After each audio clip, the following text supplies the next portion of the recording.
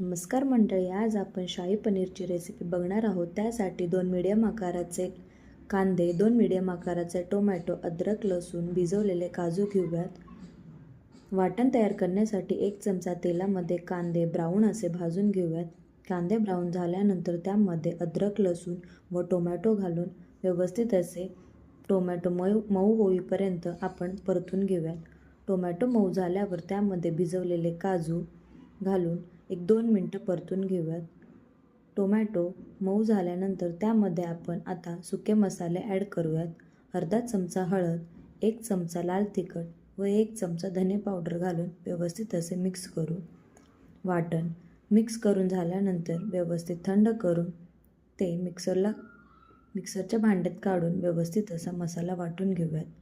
मसाला वाटून झाल्यानंतर 1 चमचा कढई तेल गरम करून 2 चमचे बटर घालून त्यामध्ये जिरे फुलल्यानंतर वाटलेला मसाला व्यवस्थित असा तेल सुटेपर्यंत परतून घेऊयात। मसाल्याला तेल सुटेपर्यंत परतून घेतल्यानंतर 2 चमचे पनीर मसाला अर्ध्या वाटी दुधामध्ये मिक्स करून तो देखील आपण वाटणामध्ये व्यवस्थित असा मिक्स करून घेऊयात।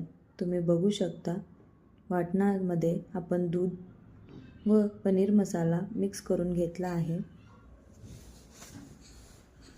मसाला मिक्स झाल्यानंतर त्यामध्ये गरजेनुसार पाणी ॲड करून तुम्हाला कितपत घट्ट व कितपत पातळ हवी आहे त्यानुसार पाणी ॲडजस्ट करा। चवीनुसार मीठ व टोमॅटोचा टँगीपणा बॅलन्स करण्यासाठी थोडीशी साखर घालून घेऊयात।